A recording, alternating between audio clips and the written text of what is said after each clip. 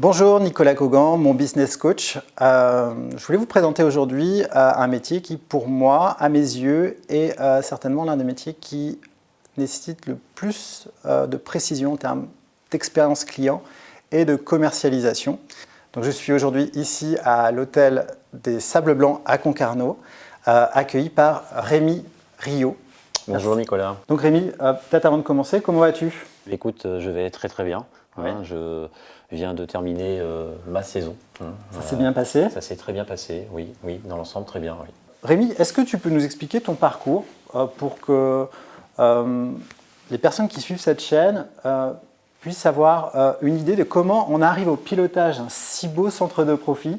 Alors pour moi, en l'occurrence, moi je suis plutôt autodidacte, je me considère comme autodidacte puisque ayant arrêté mes études très tôt, à l'âge de 17 ans, j'ai démarré mon activité professionnelle en intérim dans les différentes sociétés agroalimentaires. Ma première expérience commerciale finalement a démarré à l'âge de 29 ans, parce que mon rêve était d'être chef d'entreprise à l'époque. J'ai toujours rêvé de ça. Qu'est-ce qui te faisait vibrer dans la partie chef d'entreprise?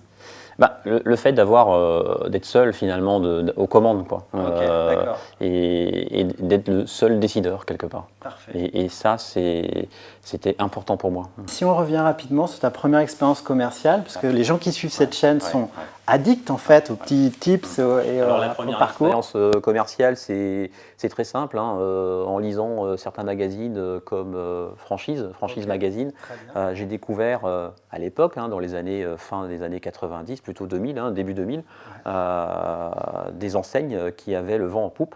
En l'occurrence, dans l'alimentaire, les sandwicheries, les viennoiseries, les boulangeries qui ont explosé à cette époque qu'on a découvert, quoi. Tu peux nous citer un nom de chaîne? La chaîne sur laquelle on s'est intéressé, c'est la Micaline. Très bien, Voilà. ok. Donc on a frappé à la porte de la Micaline et on nous a fait un peu barrière, au départ ça a été un peu dur et finalement on nous a acceptés.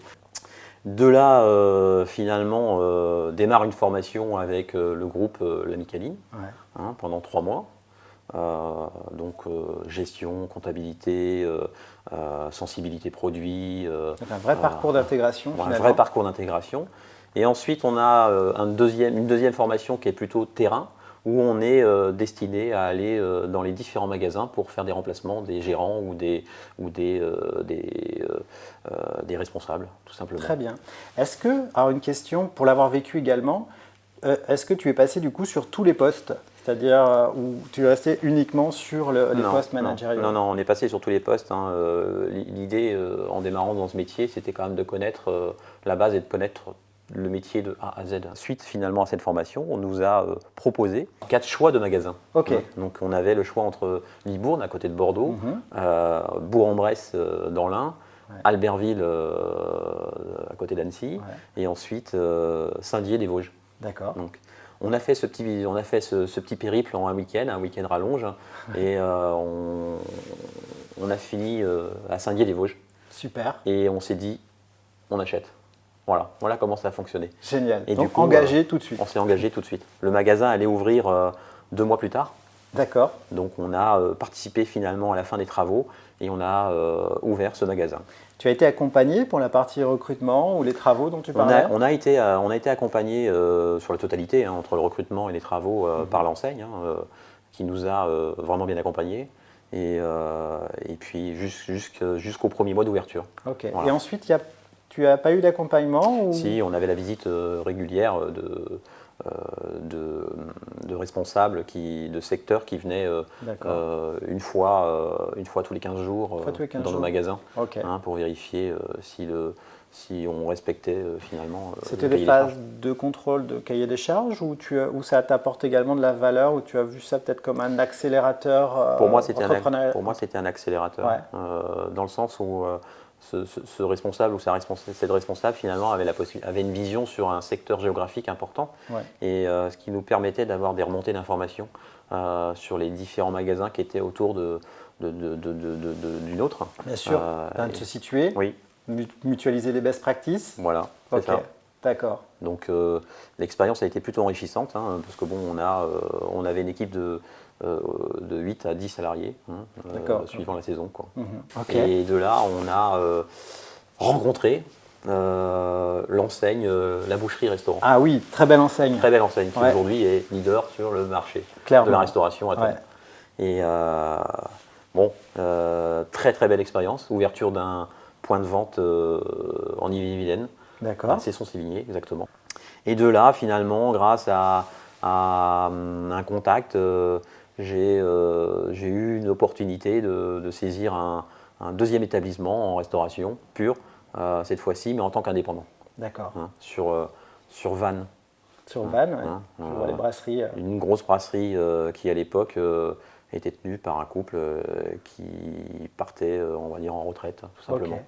Hein, donc là, on s'est enrichi énormément grâce à cette affaire sur le plan personnel et professionnel, puisque bon, on a développé cette affaire, cet outil de travail où on a, en l'espace d'une dizaine d'années, on a réalisé à peu près 700 000 à 800 000 euros de travaux, et ce qui nous a permis finalement de développer énormément le chiffre d'affaires de cette activité. Quand on reprend une affaire, de manière générale, toi tu arrives avec tes valeurs, avec ton expérience.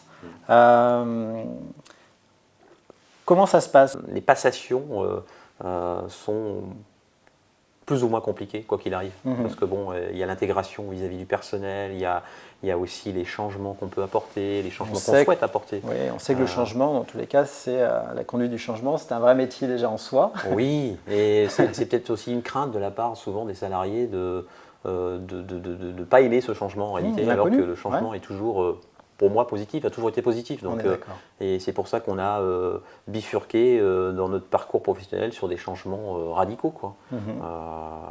Et moi, j'ai été très content de cette période où j'ai appris énormément, tant sur moi personnellement que sur les autres.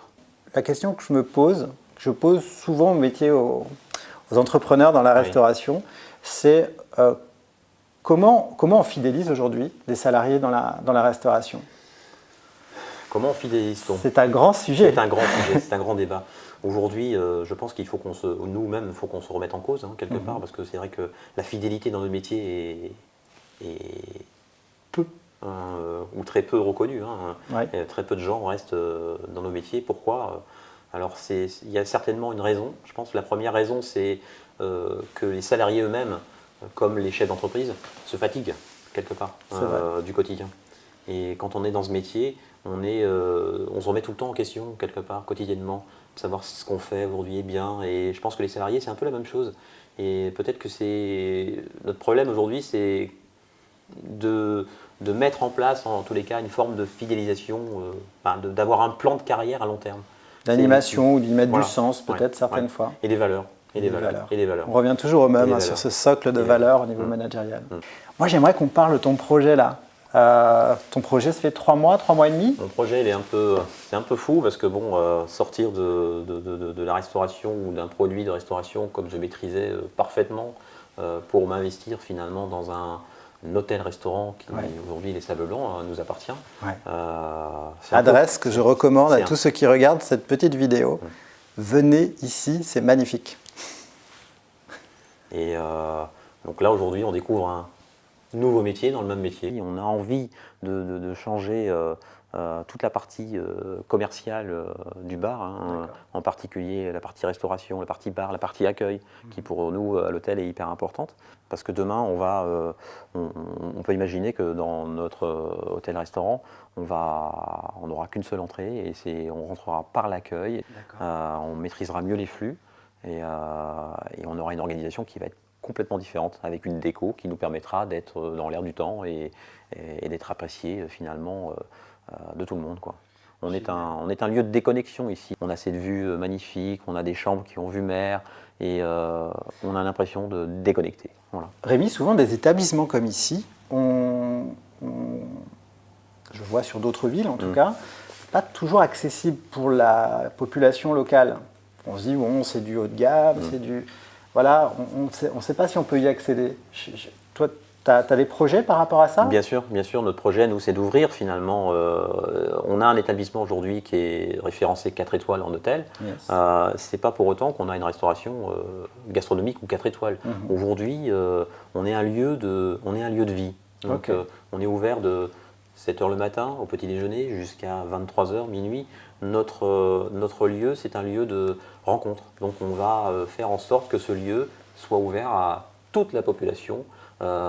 Qui est pour venir prendre un café, pour déjeuner, pour dîner, pour faire un petit break, se déconnecter, prendre un peu de soleil. Commercialement, comment tu comptes t'y prendre ou comment tu t'y prends? Parce que ça a déjà bien démarré, je crois. Oui, comment on s'y prend? Comment on va s'y prendre? C'est très simple, c'est qu'aujourd'hui, on va, pour l'instant on ne l'a pas fait, mais on va communiquer localement. On va aussi s'associer dans les clubs sportifs pour montrer que notre intérêt, c'est que ce lieu appartienne à tout le monde, tout simplement. Si je t'entends bien, en fait, on parle vraiment de commercialisation de la zone primaire. Oui. Et chose qui est souvent délaissée pour beaucoup d'exploitations. Oui.